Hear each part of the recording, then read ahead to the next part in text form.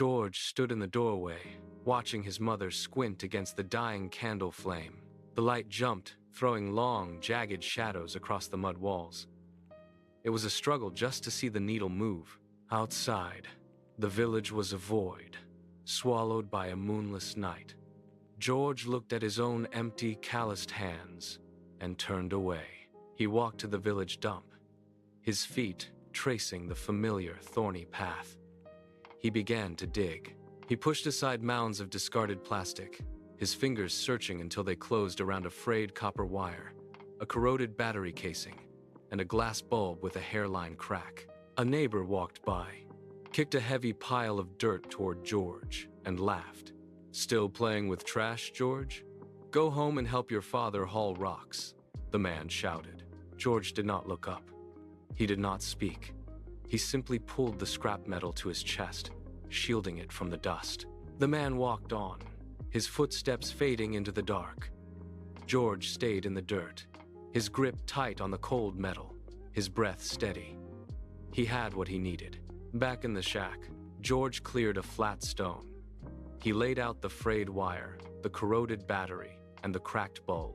His fingers were raw, the metal edges biting into his skin as he twisted the copper strands together. He moved with agonizing precision, trying to bridge the gap between the battery terminal and the bulb base.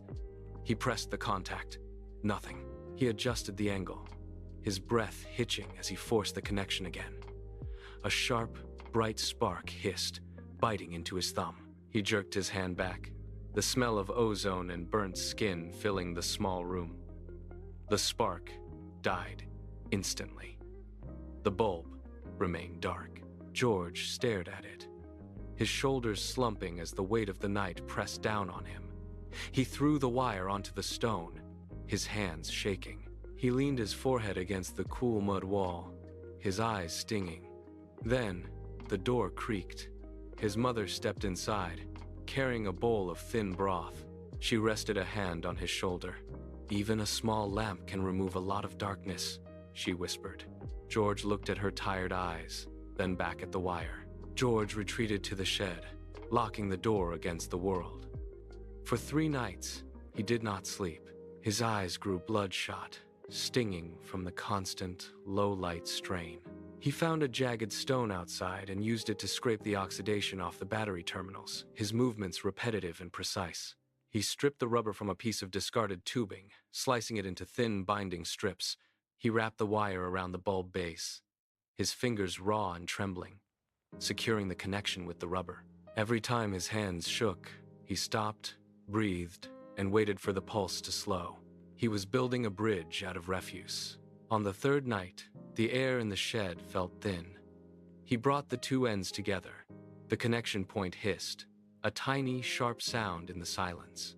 It flickered once, twice, then caught. A dull orange glow bloomed inside the glass. George exhaled, his shoulders dropping as the light bathed his face. The morning sun cut through the classroom windows, illuminating rows of expensive science kits and polished plastic models. George walked to the front, his boots leaving faint dust prints on the floor. His hands were stained with dark grease, the skin around his fingernails cracked. He reached into his bag and pulled out the crude wire-wrapped bulb. He set it on the teacher's desk, right beside a gleaming store-bought project. The other students leaned in, their eyes darting between the polished kits and George's collection of scrap. The judge walked forward, a clipboard in hand. George did not wait for an invitation. He pressed the battery contact. A low, steady hum filled the air. The bulb flickered once, then bloomed into a warm, persistent glow that cut through the bright classroom light. The room went silent. The judge leaned in, his gaze fixed on the corroded battery. "You built this from refuse?" the judge asked.